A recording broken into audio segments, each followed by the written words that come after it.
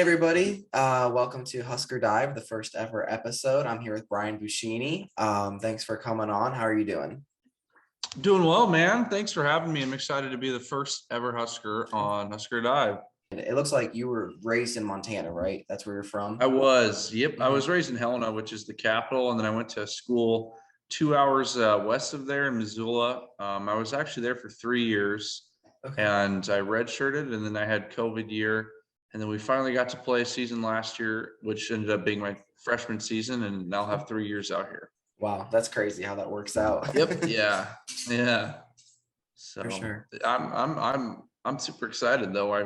I think that God had a purpose in redshirting and creating the COVID year, and I just think that with how much I love it out here, I'm super excited to be here for the foreseeable future. So how's your move to Lincoln been? It's been awesome, man. I love it out here. We got out here in January, and a little rough times at the start. Kind of had some family stuff going on, and settled down there, and football really picked up and hit spring ball running. And man, I've just been, kind of diving into church out here and just exploring all sorts of different options for my wife and I, and we really love it. We've got an awesome house out here, and I love the football program so much, and I'm just super excited for the fall because hopefully I can, put my best foot out there, Lord willing. And I just think that we've been super blessed with everything that has become, of the transition from Montana. So when you moved to Lincoln, how was it being married? I mean, what was that transition just like, that decision? Yeah, I am super blessed. She's the most awesome woman in the entire world because, there's no woman who could go through the things that I put her through and still be able to stick by my side and, be the awesome woman that she is, because I'm a dirtbag day in and day out to deal with. But she's a stud. She gave up playing volleyball back at the University of Montana, which was a super hard thing. She was at the top of her game there. That's the highest level that you can go for, being a collegiate volleyball player. There's not like divisions like there are in football. And she gave that up to move out here with me. And she's about to start working for a financial advising firm, and she's going to be working long distance with that, but she's going to be super successful there. She's going to get her master's degree here. And I'm just super proud of who she is and just the way that she continues to be a light in this world for the Lord as well. What are the difficulties, if there are any, of being a husband, a Division I football player, and a student at the same time? Yeah, I would say that marriage is hard. There's a period when you first meet your significant other where everything's, man, we're perfect for each other, and all this is, and then it kind of gets into the nitty gritty. The first year of marriage, especially being married so young, it's hard when you're, each and every day, there's some long days and there's some arguments. And so I think it's a unique challenge, but it's absolutely worth it. And I'd love, every day that I can wake up next to my, beautiful wife and go out in the day knowing that I have a safe place to come home to and an awesome friend at home. And it is challenging having the football schedule. If she wanted to get more of a in-person full-time job, we'd rarely see each other probably because I'm up early in the morning, and then I'm usually off during the middle of the day, and we'll have stuff in the evenings. So that part's really tough, but I wouldn't change a single thing for anything in the world.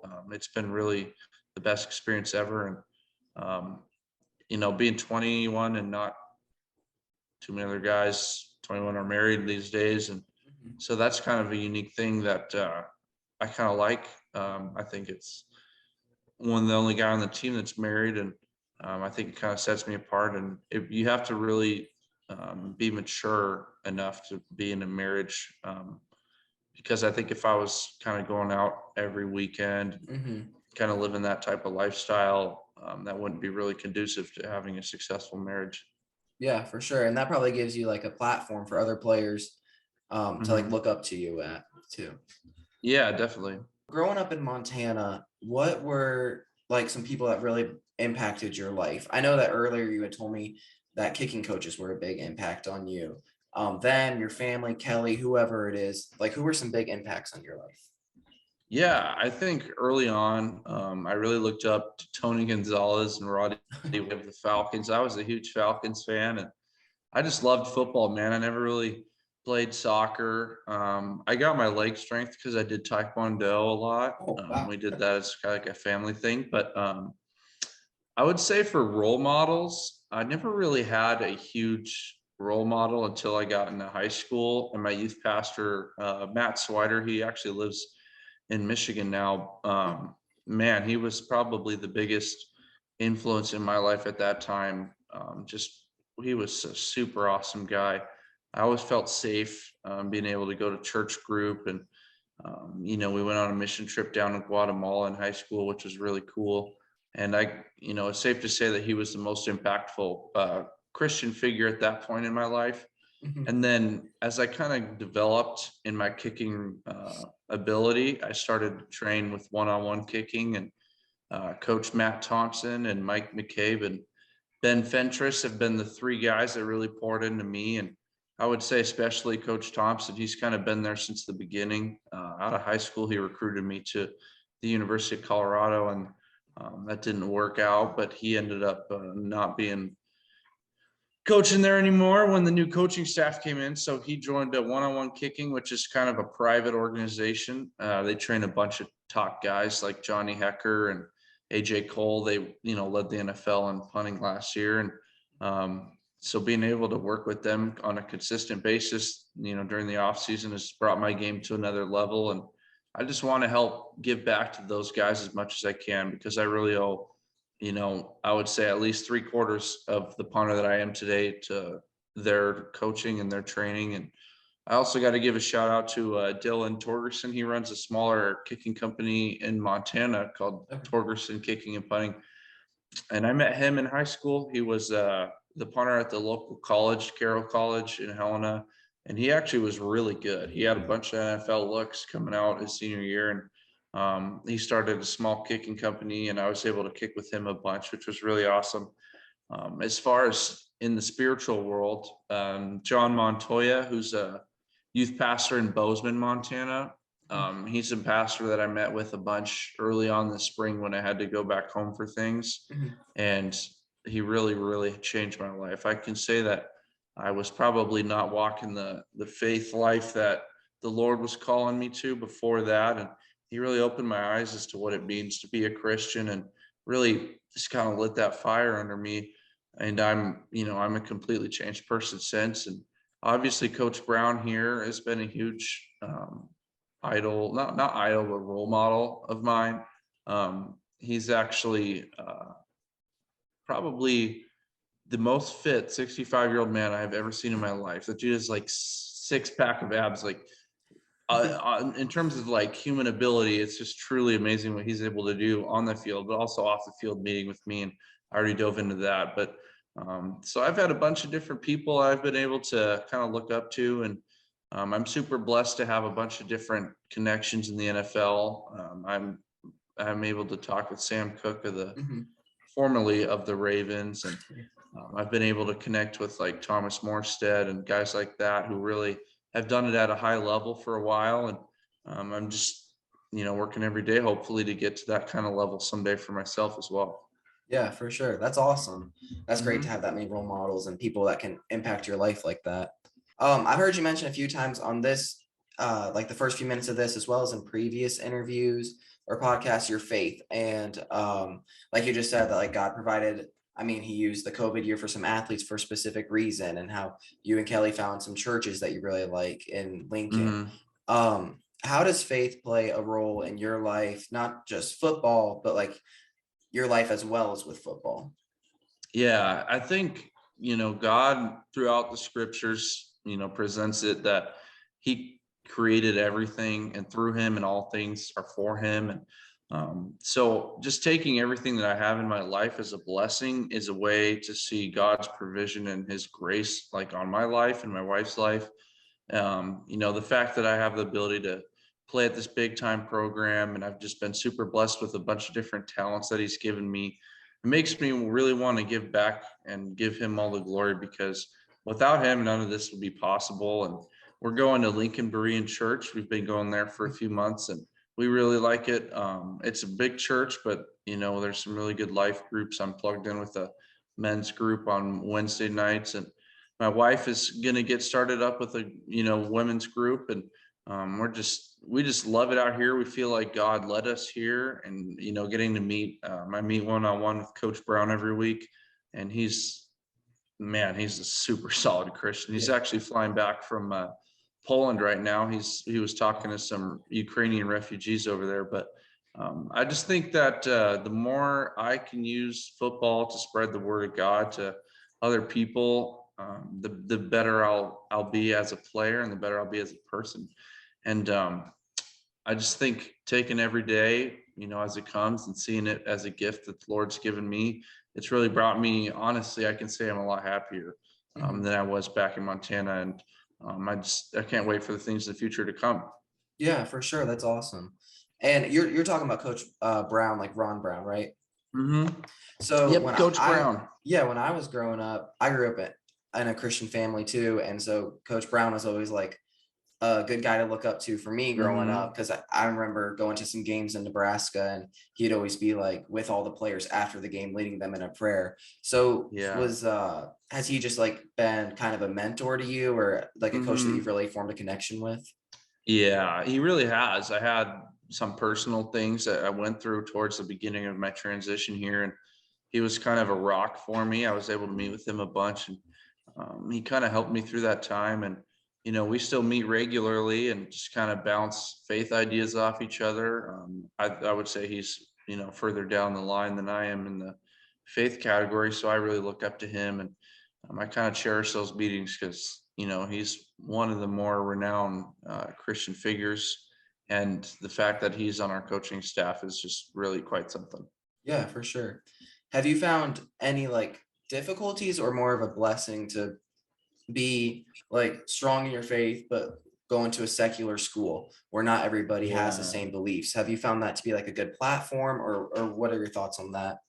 Yeah, I think it's definitely brings a lot of challenges playing football, because there's not a whole lot of guys in the locker room that aren't going out every weekend and partying. And I kind of, am alone in that category as far as, I'd kind of just lay low and stay here with my awesome wife during the weekends. But with that brings an awesome ability, and, I kind of cherish the honor I have to, kind of stand for the kingdom of God in the locker room. And there's a few other guys that do a really good job of promoting the faith as well, but we're lights in a world that's turning darker and darker, and the more we can be evidence that the Lord is still here and working through us, I think the more that we'll be blessed in the long run. All right.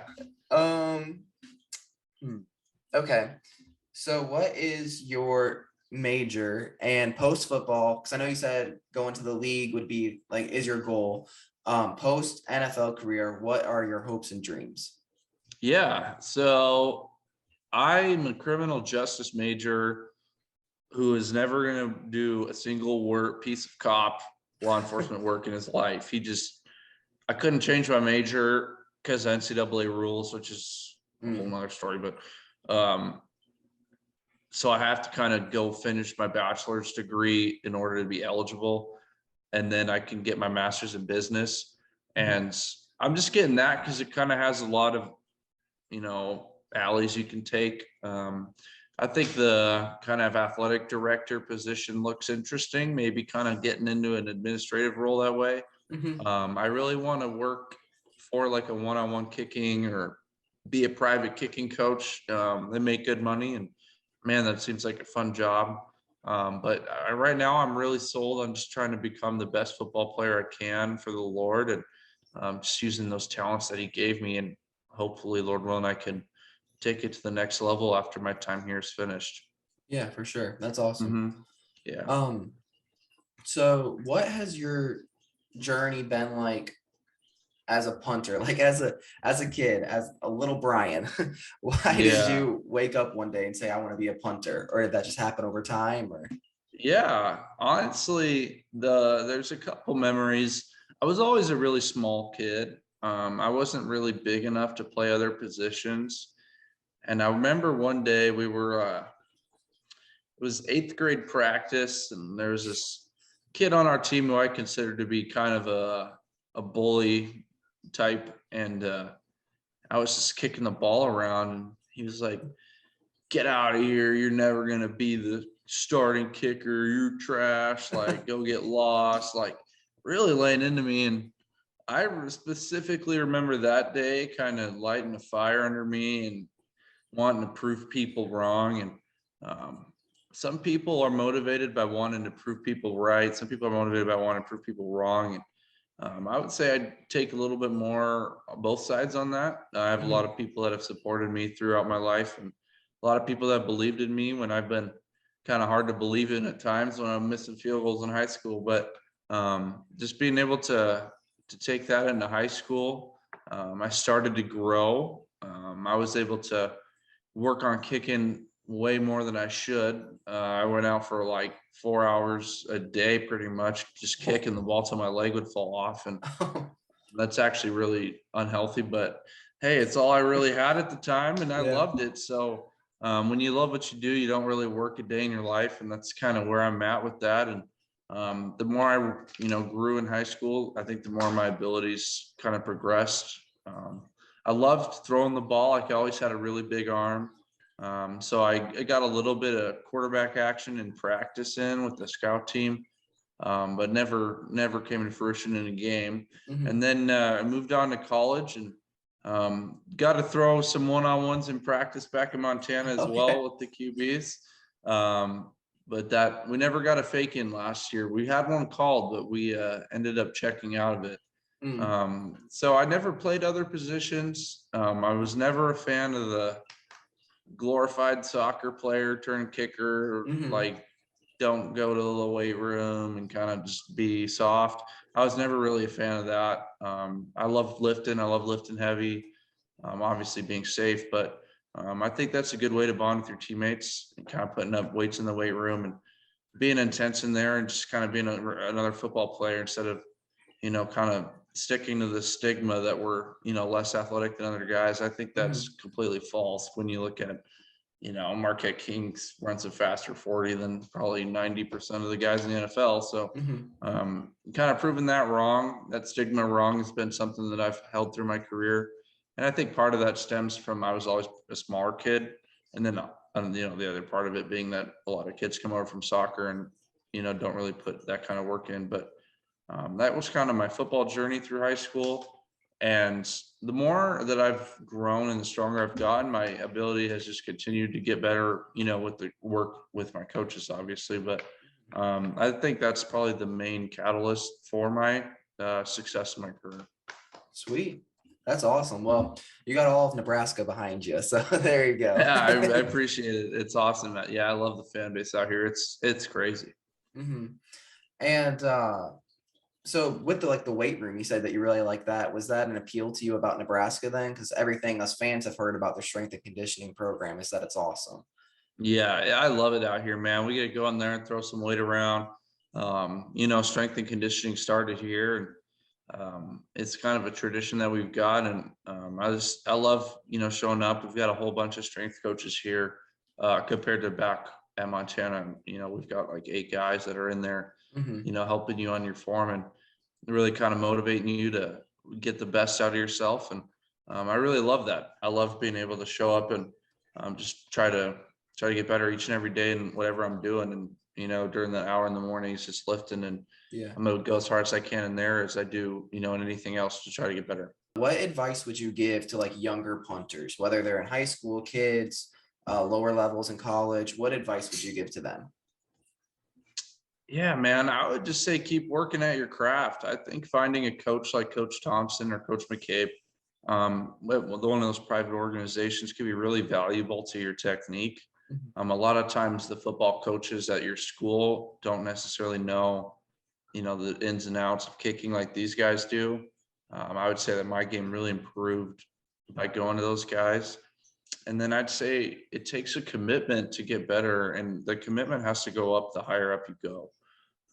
In high school, you could get away with eating like garbage and not really lifting too much. And once you get into college, and then eventually if you want to turn, good enough to be into the pros, that commitment level has to go up each and every day, each and every year, to where your whole life pretty much revolves around it. And, if you go to these coaches, they'll give you drills to work on that aren't just swinging your leg 8 hours a day, and being able to work on those in your free time, as well as things like stretching, lifting, your nutrition, just being an athlete. I think that'll really take your game to the next level. Yeah, for sure. It's crazy how far kicking a ball and training and working hard can take you in life. Yeah, honestly, I think there's no excuse for hard work. Like, there's no substitute. You can't, there's no easy way around it. You kind of got to just push through and push to get better. There's no substitute like for hard work. For sure. All right. So here's another question. So my mom told me the other day that she was reading an article, and Brett Favre was talking about his grandkids, and he said that he would not encourage his grandkids to play football just because of injuries and just basically the danger of it. So first of all, do you and Kelly want kids in the future? Yeah, we would love to have a couple kids probably here in a few years. I think that's something that the Lord asks us to do. He calls us to multiply his kingdom. And I think the best way we could do that is to kind of raise a couple little kiddos of our own. Yeah. And second, would you want them to play football? And if so, what position?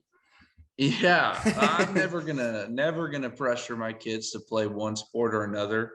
I think the more that I've seen, the longer I've been in football, the more I've seen these almost satellite parents that just hover over their kids and they live through their kids. And it's kind of sad to see that they put all this unwanted pressure on their kids to perform in sports because they want their kid to be something. And I think God creates each of us to do something that he wants unique about each of us. None of my siblings ended up, working super into a team sport in high school.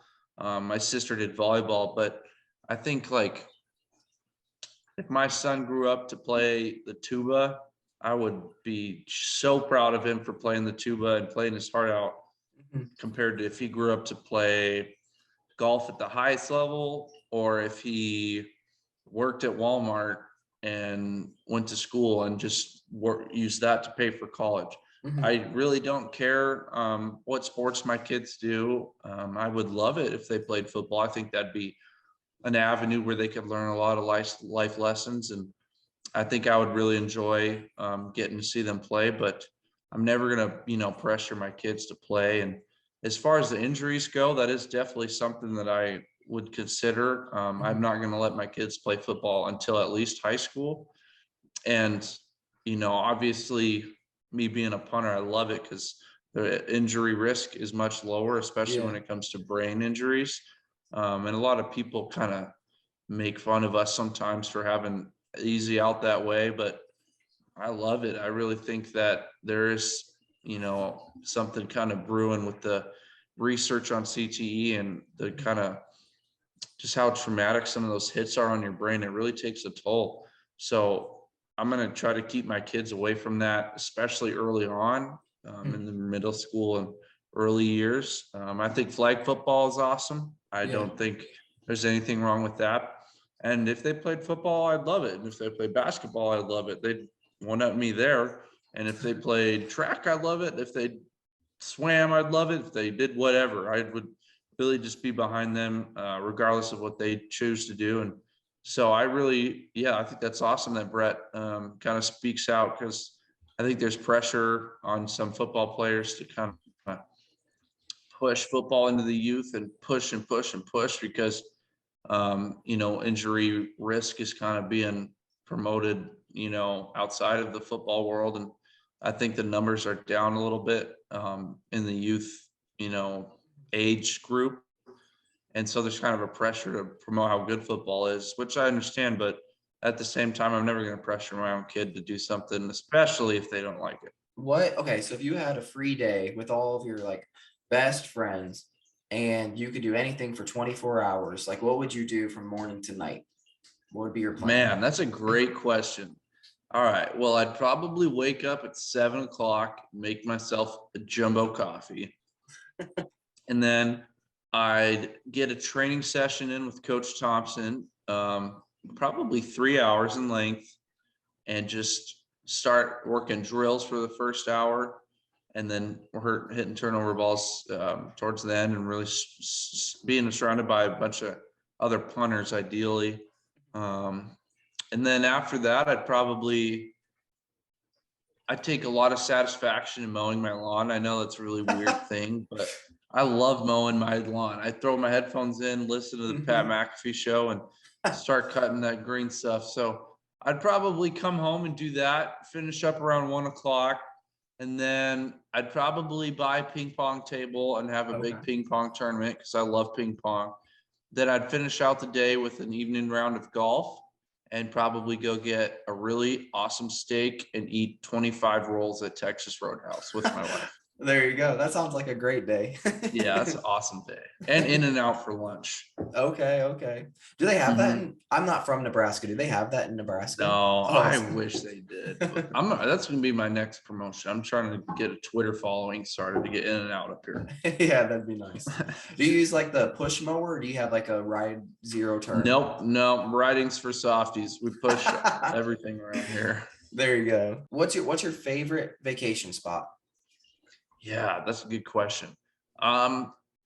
Probably Denver or Birmingham, just to go train with my coaches. I haven't been on a vacation in a long time, and to be honest, I don't really care to take one. I just love kicking so much. Just being able to go train with those guys is honestly more fun than going and chilling on a beach anyways. I don't have the patience for that.